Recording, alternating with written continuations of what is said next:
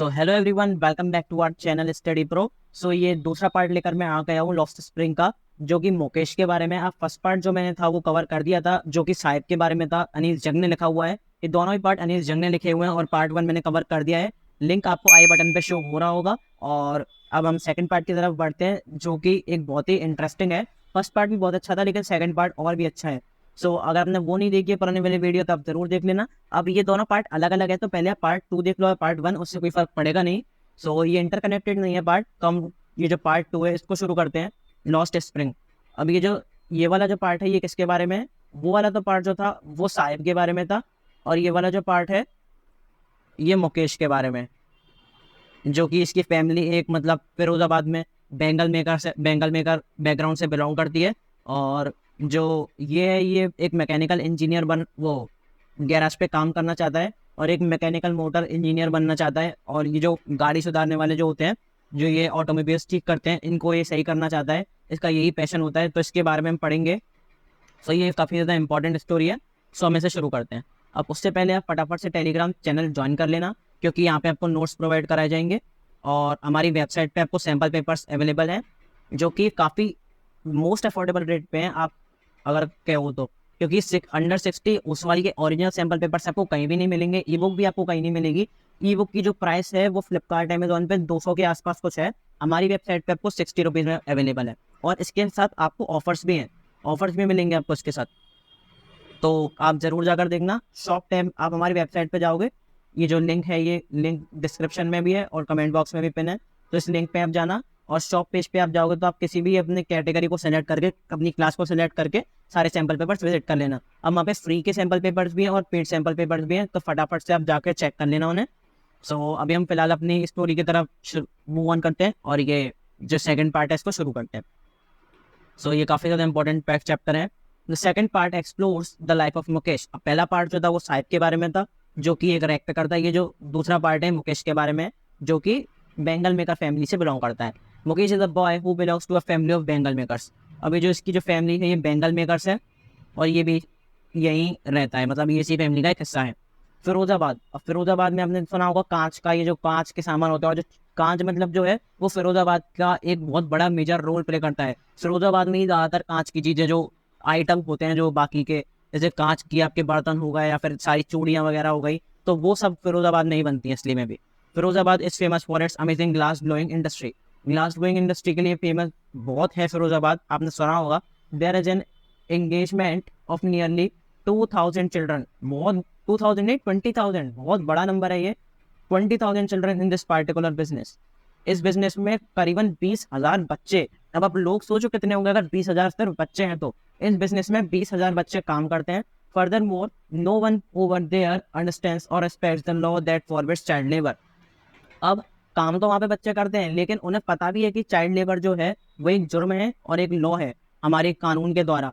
लेकिन ये है कि यहाँ पे कोई भी फॉलो नहीं करता, कोई भी उसे रेस्पेक्ट नहीं करता, जिसके कारण जो चाइल्ड लेबर है, चाइल्ड लेबर एक्ट जो है वो छुपता जा रहा है, और चाइल्ड लेबर एक्ट अब काम नहीं करता। आपने आमतौर पर भी देखा होगा, हमारे घर के आसपास भी जो लोग होते हैं वो बच्चों से काम करवाते हैं, बिल्कुल अंडर 14 एज के छोटे बच्चों से काम करवाते हैं, और हम तब भी नहीं शिकायत करते। ये हमें करना चाहिए और ये हमें कदम उठाना चाहिए। ये काफ़ी ज़्यादा इंपॉर्टेंट है उन बच्चों के लिए, उन बच्चों के फ्यूचर के लिए।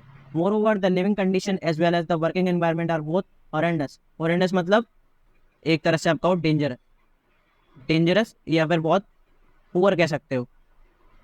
डेंजरस भी कह सकते हो और पुअर, मतलब जो उनका लिविंग कंडीशन, उनकी वर्किंग एनवायरनमेंट, उनका जो सराउंडिंग है वो बहुत खराब है। वो सिर्फ यही काम करते रहते हैं, और जो अभी बताते हैं कि जो बच्चे से वो बड़े होने तक वो बस यही काम करते रहते हैं, सिर्फ वो कुछ रुपए के लिए सिर्फ यही काम करते हैं। वो उससे बड़ी सोच सोचते ही नहीं है, वो उसके ऊपर का काम को सोचते ही नहीं।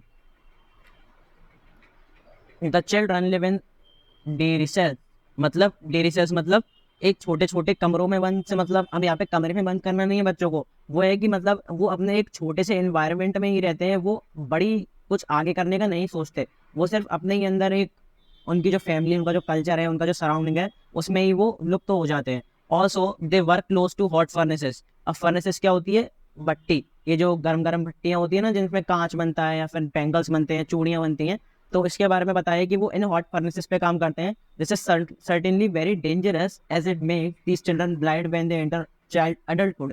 अब इसमें बताया है कि जो फर्नेसेस होती हैं बहुत ज़्यादा ही खतरनाक होती हैं, क्योंकि ये बच्चे जो हैं इतने 1 साल काम कर लेते हैं, 5-7 साल अगर इसमें काम कर लें रेगुलर, तो उनके एडल्टहुड तक वो मतलब उन्हें दिखाई देना बंद हो जाता है, वो उसके बाद नहीं देख सकते। मतलब उन्हें पता है कि उनको अडल्टहुड के बाद या फिर जब वो अडल्टहुड में एंटर करेंगे अपने जो मतलब 25-30 साल में, तो उन्हें वो दिखाई देना बंद हो जाएगी, कुछ भी चीज़ वो आँख उनकी नहीं रहेंगी, लेकिन तब भी वो उसमें काम करते रहते हैं, क्योंकि उनको कुछ रुपए कमाने हैं और उन्हें अपना जो ये बिज़नेस है और ये जो एनवायरनमेंट है इसको कैरी ऑन करना है। Furthermore these children have to deal with pressure of debt. अब इन्हें इन सब झेलने के बाद, इन सब गरीबी और ये सब जो ये चीज़ें हैं कि वो उन्हें नहीं दिखाई देगा, वो उनके बाद उनकी आँखें खराब हो जाएँगी। इन सबको झेलने के बाद भी उन्हें क्या करना पड़ता है? प्रेशर ऑफ डेट, ये जो कर्ज़े की चीज़ होती है, मतलब कहीं से कर्ज़ा ले लिया या फिर कहीं से मनी प्रॉब्लम, फाइनेंशियल कंडीशन खराब है, तो उसको भी उन्हें झेलना पड़ता है। मतलब उनके ऊपर कितना प्रेशर होता है इन छोटे बच्चों के ऊपर। Moreover they are unable to think of a solution to solve this problem. अब वो मतलब आगे बढ़ने के बारे में सोच नहीं पाते, और सोचेंगे भी कैसे, क्योंकि वो इसी काम में उलझे रह जाते हैं। या तो उनके ऊपर बहुत ज़्यादा प्रेशर होता है, बहुत ज़्यादा बर्डन होता है आगे कुछ करने का, कि मतलब ये जो कर्जे की बात या फिर फाइनेंशियल प्रॉब्लम सही करना, फाइनेंशियल जो उनकी कंडीशन है उसको सही करना, या फिर जो बाकी का काम है ये कांच का काम, ये सब सही करना। सो ये काफ़ी ज़्यादा दिक्कत वाली बात होती है इनके लिए, और वो आगे का कुछ सोच ही नहीं पाते। There is no way for this children to come out of this trap. अब इस ट्रैप से बाहर निकलने का उनके पास कोई साधन नहीं रह जाता, कोई ज़रिया नहीं रह जाता, क्योंकि वो इसके बाद सोच ही नहीं पाते कि अब हमें आगे करना क्या है। The policeman, bureaucrat, middleman and politicians. अब ये जो सारे लोग हैं, ये सब इनको दबाने की कोशिश करते हैं, इनको दबाते हैं। कैसे? इन अभी मैं बताऊँगा इनको कैसे दबाते हैं, और ये क्या करते हैं, ये इनकी प्रोग्रेस है, जो इनकी बची-कुची प्रोग्रेस होती है, उस पर भी रोक लगा देते हैं, उनको भी रोक देते हैं, कि मतलब ये जो नेता हो गए, पुलिसमैन हो गए, ये सब इनको दबाव डालते हैं कि तुम अपनी मतलब ज़्यादा उससे आगे मत बढ़ो, पहुँच से आगे, अपनी सोसाइटी से आगे मत जाओ, नहीं तो तुम्हें जेल में डाल दिया जाएगा, या फिर तुम अपने काम पे ध्यान दो, सिर्फ ये करो, वो करो। और इनके जो मालिक वगैरह होते हैं, जो सेठ वगैरह होते हैं इनकी कॉलोनी में, वो भी इन पे दबाव डालते हैं। तो ये काफ़ी ज़्यादा एक इनके लिए बहुत डिप्रेस और एक बहुत खराब चीज़ है कि इनकी प्रोग्रेस को ये लोग रोक रहे हैं। The women in the household consider it to be the destiny और फेट। अब जो महिलाएं होती हैं और घरों की, उनके घरों की, वो तो क्या मान लेती हैं, वो तो ये मान लेती हैं कि इनके घर की जो किस्मत है यही खराब है। मतलब यहाँ पे ये जो टेक्स्ट बुक में आप देखोगे तो यहाँ पे एक वर्ड यूज करा गया है, कर्म।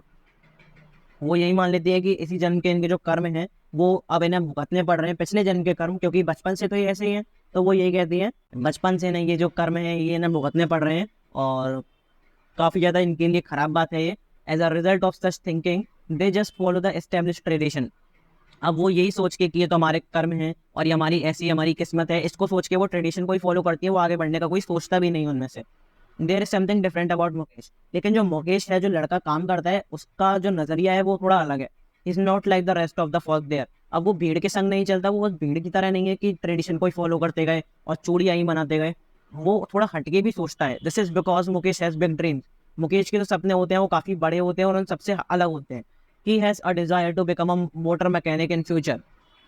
अब वो मोटर मैकेनिक बनना चाहता है फ्यूचर में। वो चाहता है कि मैं एक मोटर मैकेनिक बनूं और गाड़ियां सही करूं और गाड़ियों को रिपेयर करूं। वो उसमें उसको इसी चीज़ में इंटरेस्ट होता है। The garage is far away from where he lives but he has the determination to walk. अब जो गैरेज होता है वो तो उसके घर से बहुत दूर होता है, लेकिन जो उसका डिटर्मिनेशन होता है, उसकी जो एक शक्ति होती है, विनिंग पावर होती है, वो उसको ये काम करने के लिए मतलब उत्सुक करती रहती है, कि वो चाहता है कि मैं इस काम को करूं।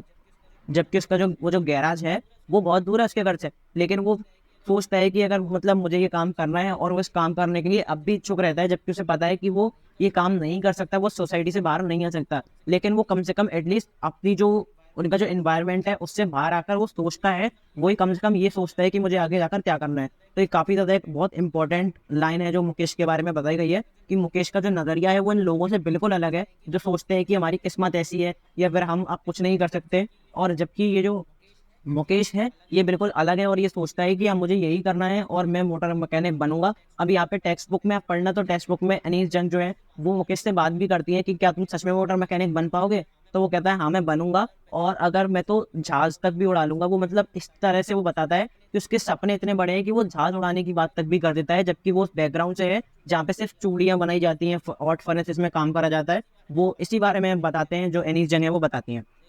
सो ये काफ़ी ज़्यादा इंपॉर्टेंट स्टोरी थी, और इसका भी जो अब कंक्लूजन तो इन दोनों का सेम था। जो पहला वाला पार्ट था साहिब वाला, जो कि वो था कि इसमें साहिब रैक पे करता, और ये जो मुकेश वाला पार्ट है, ये दोनों का जो कंक्लूजन है वो सेम है कि जो ये लोग हैं, ये इनको थोड़ा सा मतलब ये जो सराउंडिंग्स हैं, इनकी जो फाइनेंशियल कंडीशन है, ये जो इन बच्चों को फेस करनी पड़ती हैं, इनकी वजह से इन्हें बहुत ज़्यादा पेन होता है। ऑपरेशन से वो ऑपरेशन वाला ऑपरेशन नहीं, ऑपरेशन जो कि ये इन्हें बहुत दुख, इन्हें बहुत पीड़ा सहनी पड़ती है, और इनकी जो एजुकेशन है वो भी पूरी नहीं हो पाती, जो कि बहुत ख़राब बात है। सो ये काफ़ी ज़्यादा इंपॉर्टेंट चैप्टर था अगर हम देखें। अब इसके बाद जो ऑथर हैं वो ये भी बताती हैं, अब यहाँ पे एक और मोरल आप लिख लीजिएगा इस पार्ट से। तो मेरे हिसाब से तो एक और मोरल है कि जो ड्रीम्स हैं वो हमें उन पर डटे रहना चाहिए, क्योंकि जिस तरह से मुकेश अपने आप को सोचता है कि वो उस एनवायरनमेंट में रहता है, लेकिन तब भी वो अपने ड्रीम्स पर डटे रहता है अचीव करने के लिए। इसी तरह से हम सबको भी डटे रहना चाहिए, और हमें थोड़ा अपने सराउंडिंग स्पेस से बाहर निकलकर कुछ अलग चीज़ें सोचनी चाहिए। तो ये काफ़ी ज़्यादा इंपॉर्टेंट चैप्टर था। अगर आपको वीडियो अच्छी लगी तो इसको लाइक करना, चैनल को सब्सक्राइब करना और ज़्यादा से ज़्यादा शेयर करना। Thank you very much.